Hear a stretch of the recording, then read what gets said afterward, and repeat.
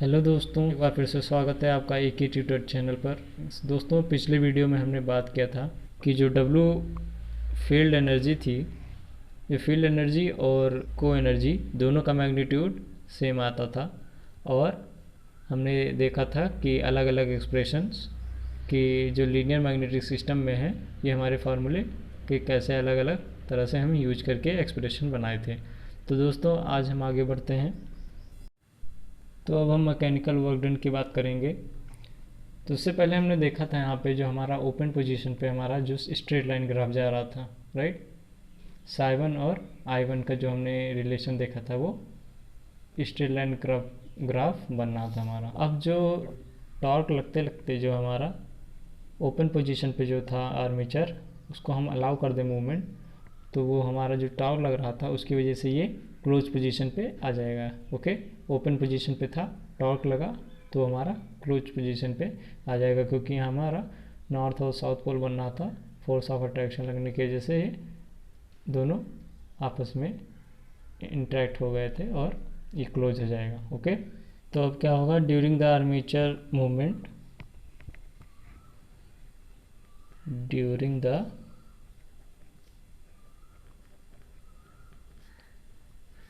Armature movement, during the armature movement क्या होगा, जो एयर गैप है हमारा, राइट, एयर गैप क्या हो जाएगा, कम हो जाएगा, यानी रिड्यूस हो जाएगा, राइट। जो एयर गैप हमारा जो ओपन पोजीशन में ये क्या था, दोनों के बीच में एयर गैप ज़्यादा था। अब जब जैसे जैसे हमारा क्लोज हो रहा है तो एयर गैप क्या हो रहा है, कम हो रहा है। ओके, इससे एयर गैप कम होने से हमारा क्या होगा, जो रिलक्टेंस होगा वो भी रिड्यूस हो जाएगा, राइट। जो रिलक्टेंस है हमारा ऑल्सो रिड्यूसेस। ओके, अब जब रिलक्टेंस जो हमारा रिड्यूस हो रहा है तो क्या जानते हैं, जो फ्लक्स होता है हमारा वो किसके बराबर होता है, MMF अपॉन रिलक्टेंस के। अब जब रिलक्टेंस रिड्यूस हो रहा है तो जो हमारा फ्लक्स है वो इंक्रीज होगा, राइट। अगर रिलक्टेंस हमारा रिड्यूस हो रहा है तो फ्लक्स इंक्रीज होगा, राइट। और जब फ्लक्स जो हमारा वो हमने पढ़ा था कि डायरेक्टली प्रोपोर्शनल टू साई के था, तो जो फ्लक्स होगा वो बढ़ेगा तो साई भी क्या करेगा, बढ़ेगा। ओके, जब फ्लक्स बढ़ेगा तो हमारा साई भी बढ़ेगा। तो हम क्या देख रहे हैं, जब हमारा ओपन पोजीशन पे था तो एयर गैप ज़्यादा था, और जैसे जैसे हमारा क्लोज हो रहा है आर्मेचर तो हमारा जो एयर गैप है वो कम हो रहा है, और एयर गैप कम होने की वजह से जो रिलक्टेंस है वो भी कम हो रहा है, राइट। अब जो रिलक्टेंस कम हो रहा है तो फ्लक्स जो इंक्रीज हो रहा है, और फ्लक्स इंक्रीज होने से हमारा जो साई है वो भी इंक्रीज हो रहा है, यानी हमारा जो साई है वो बढ़ रहा है जैसे जैसे हमारा आर्मेचर क्लोज हो रहा है, राइट। तो हम कह सकते हैं कि जो हमारा साई2 है, राइट, यानी क्लोज होने पे जो हमारा साई है वो ग्रेटर देन है किसके, साई1 के, क्योंकि जो हमारा है साई वो बढ़ रहा है। तो ओपन पोजीशन पे हमारा साई1 था और क्लोज पोजीशन पे साई2, राइट। तो साई2 हमारा ग्रेटर देन हो गया साई1 के। पिछली वीडियो में हमने क्या देखा था, जो हमारा फ्लक्स था वो किसके बराबर था, NI अपॉन R, सॉरी ये रिलक्टेंस है। फ्लक्स जो हमारा वो NI अपॉन रिलक्टेंस था, और जो इससे हमारा क्या आया था, N phi is equal to N square upon reluctance, right. और यहाँ से हमारा क्या, psi is equal to N square by reluctance into I. तो ये क्या था, हमारा जो वो स्लोप था, राइट। हमने डिस्कस किया था ये जो हमारा स्लोप था ये आया था ये। अब वहाँ पे ये कांस्टेंट था, क्योंकि जो हमारा फिक्स था ये आर्मेचर, इसलिए वहाँ रिलक्टेंस हमारा कांस्टेंट था, तो इसलिए ये पूरा कांस्टेंट था। लेकिन यहाँ पे क्या है, हमारा अब मूव कर रहा है, राइट, क्लोज हो रहा है हमारा आर्मेचर, तो यहाँ पे जो हमारा मूवमेंट हो रहा है जिसकी वजह से रिलक्टेंस रिड्यूस हो रहा है, राइट। तो रिलक्टेंस रिड्यूस हो रहा है तो हमारा जो ये स्लोप है वो इंक्रीज करेगा, राइट। तो इसका ग्राफ कैसे बन जाएगा, देखिए एक्स एक्सिस पे अगर हम आई मान लें और वाई एक्सिस पे हम मान लें साई, राइट। तो हमारा जो ग्राफ है वो कुछ ऐसा जाएगा, राइट, क्योंकि जैसे जैसे हमारा करंट दे रहे हैं वैसा हमारा जो फ्लक्स लिंकेज है वो इंक्रीज़ कर रहा है, राइट। तो कुछ ग्राफ हमारा जो है ऐसा बन जाएगा। देखिए यहाँ पे अगर हम मान लें कि जो करंट है हमारा वो I1 है और जो हमारा फ्लक्स लिंकेज है वो psi2 मिल रहा है, राइट। करंट I1 पे हमारा जो psi2 मिल रहा है और इसी सेम करंट पे हमारा जो वहाँ पे क्या मिल रहा था, psi1 मिल रहा था। ओके, सेम करंट और सेम MMF पे, राइट। तो यहाँ सेम MMF करंट और सेम MMF पे हमको मिल रहा है psi2, राइट। तो ये हमारा हो गया पॉइंट बी। ये हमारा कब है, क्लोज पोजीशन पे, राइट, जब हमारा आर्मेचर जो है क्लोज है। क्लोज पोजीशन पे हमारा कुछ ऐसा ग्राफ हमको मिल रहा है। और हम इसी पे वो भी बना लेते हैं, जो हमने करंट वहाँ पे दी थी I1 ही दी थी, I1 पे ही हमारा क्या मिल रहा था, psi1 मिल रहा था। क्या मिल रहा था, psi1 मिल रहा था। और ये हमारा पॉइंट क्या था, A। तो यहाँ से हमारा जो ग्राफ कुछ ऐसा आया था, राइट, स्ट्रेट लाइन आया था। और ये कब था, हमारा ओपन पोजीशन पे।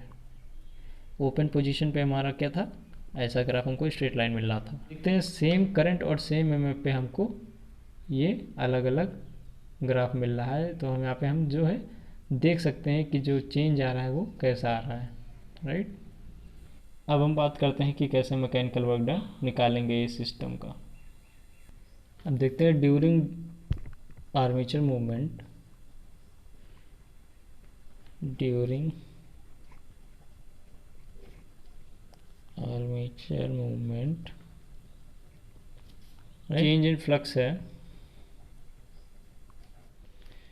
Change in flux, right. जो फ्लक्स चेंज हो रहा है हमारा, उसकी वजह से क्या हो रहा है, हमारा जो है काउंटर EMF इंड्यूस हो रहा है, राइट। इंड्यूस अ काउंटर EMF, राइट। जो हमारा फ्लक्स चेंज हो रहा है उसकी वजह से क्या हो रहा है, काउंटर EMF E जो है हमारा वो इंड्यूस हो रहा है। और E हमारा किसके बराबर है, d/dt के, राइट। ये हम पढ़ चुके हैं। और अब EMF इंड्यूस हो रहा है तो हमारा जो करंट है वो उसकी वैल्यू क्या होगी, जो हमने सर्किट देखा था वहाँ पिछले वीडियो में, उसकी वैल्यू हमारी क्या होगी, I is equals to VT minus E/R। जो हमने वहाँ पे सर्किट क्या देखा था, एक हमारे पास सर्किट था, ये यहाँ रेजिस्टेंस था, इसको हमने सोर्स दिया था क्या, VT, राइट। और यहाँ पे हमारा जो EMF इंड्यूस हुआ था, राइट। तो यहाँ से सर्किट से हमारा जो करंट आया था, ये करंट हमारा I फ्लो कर रहा था। तो यहाँ से हमारा करंट क्या आया था, VT। जब KVL हमने अप्लाई किया था तो हमारा I की वैल्यू आई थी VT माइनस E/R। तो हम ये भी कह सकते हैं कि जो हमारा मैकेनिकल वर्क डन है वो किस पे डिपेंड करेगा, rate of change of flux पे, राइट। जैसा हमारा फास्ट अगर फ्लक्स चेंज हो रहा है तो हमारा उसी हिसाब से मैकेनिकल वर्क डन भी चेंज होगा, और कम हो रहा है अगर फ्लक्स तो उसी हिसाब से हमारा मैकेनिकल वर्क डन चेंज होगा। ओके, तो यहाँ से हम कह सकते हैं कि जो मैग्नीट्यूड है काउंटर EMF का वो किस पे डिपेंड करेगा, हमारा जो मूवमेंट है आर्मेचर का, राइट। तो मैग्नीट्यूड ऑफ EMF जो है हमारा काउंटर EMF वो किस पे डिपेंड करेगा, depends on how fast armature,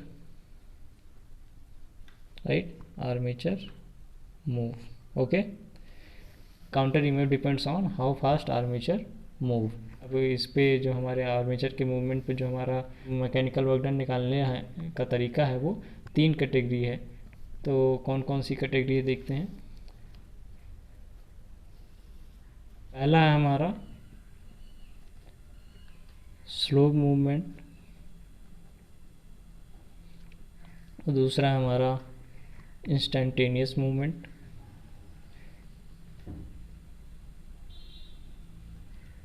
right, और इंस्टेंटेनियस मूवमेंट। और तीसरा है हमारा ट्रांजिएंट मोमेंट।